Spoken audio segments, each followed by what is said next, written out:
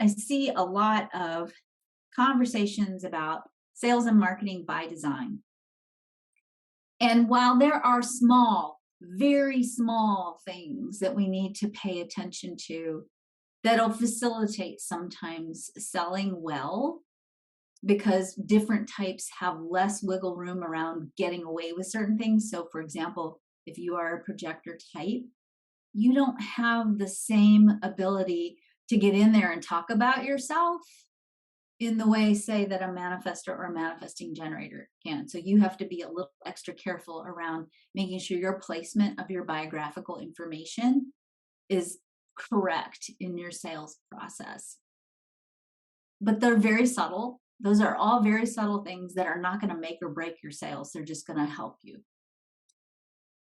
One of the things that came up in the coach challenge and the questions that we had, and this is a question I hear people say a lot on, not you all necessarily, but when I read Facebook posts and Instagram posts and, this big trend that has become human design in the last year, especially, I see a lot of people giving formulas.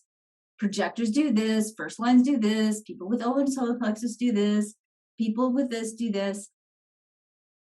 I want to remind us and bring us back to the fact that your human design is not a label. It is basically a decoder ring that tells you how, not whether you can or not.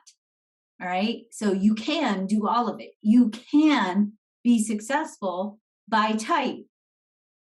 You can be successful no matter what your type. There are projectors and reflectors who have been rich, famous, and powerful.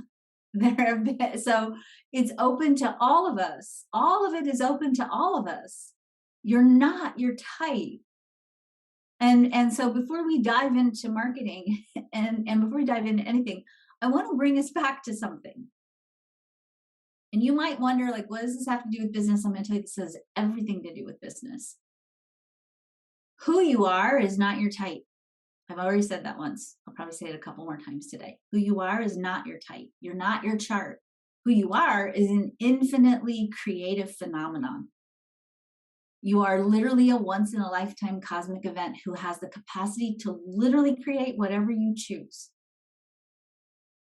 That's in theory. Now, the choosing part is usually the part that gets us messed up, because oftentimes what we're bringing into the choosing part is our conditioning, right? And it's not the choosing that's the problem, it's the conditioning that sometimes is the challenge. But you are an infinitely creative phenomenon. Period, the end. That's who you are. That's your true identity. Your type and all the things going on in your centers and your gates and all the stuff that we talk about, those are limitations on the infinite. And those limitations on the infinite are there for a very specific reason. The story that I always tell goes like this. How many of you have taken a kid to a candy store, especially like a 3 or a 4-year-old? And what happens if you tell that kid, hey, you can get anything you want? They're going to be like, "Gah," and you will be in that candy store for 12 hours, right? And even then, it won't be easy to get them out. They'll be overwhelmed. Very often, I have my oldest grandson is a 3-year-old. Very often, if there's too many choices, he falls into a puddle on the floor crying because he can't decide how to choose, right? We're the same way. We all have that in us still, right? We all have that inner 3-year-old that's like, too many choices. Most of my clients are struggling with overwhelm and clarity because they have too many choices, not enough, right? That's oftentimes when you worked with Jill. How many of you discovered, like, oh, I have 487 different signature talks inside of me, right? Or I have 367 different books I could write. It's not because we don't have choices, it's because we have a lot.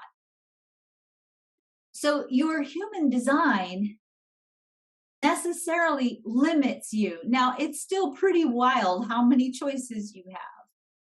But what it does is it limits you down to becoming aware of the choices that are yours to make. And it gives you instructions about how do you choose.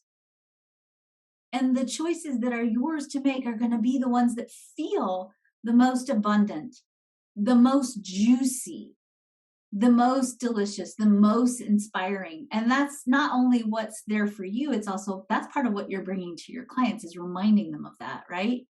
And so this whole idea, when we start to drop into marketing, it's like, first of all, it's like we feel like we've got to wrap ourselves in cellophane because now we are speaking marketese. And that means we have to limit our language and speak like salespeople.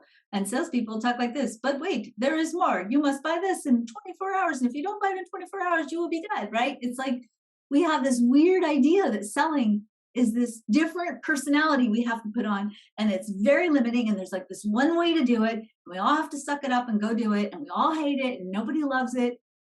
And in that process, we're way out of integrity with ourselves. And we're stuck in this process that feels really miserable. And it makes our whole business feel oftentimes really miserable.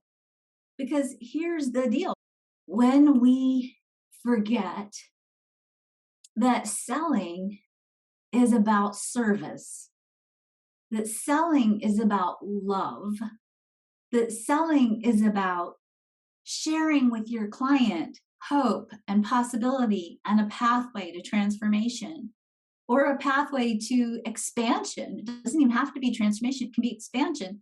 When we forget that and we start to drop into this very thing, this very limited thing that this is the sales thing, and then we make it worse. So it's like, oh, and I'm a projector, which means I can only sell this way, which means I have to wait here for an invitation to post on social media. And oh my God, it's been 3 months and no one's invited me to post on social media. No, no, your sales process doesn't work like that. And the faster you can take yourself out of it, which is why I think it's so dangerous when we start talking about sales by design and these people do this and this type do that. As I said, there are elements of it, and we'll talk a little bit about that tomorrow, but not a lot because the sales process isn't about you. It's not about you. The sales process is about your client. The sales process is a process of serving.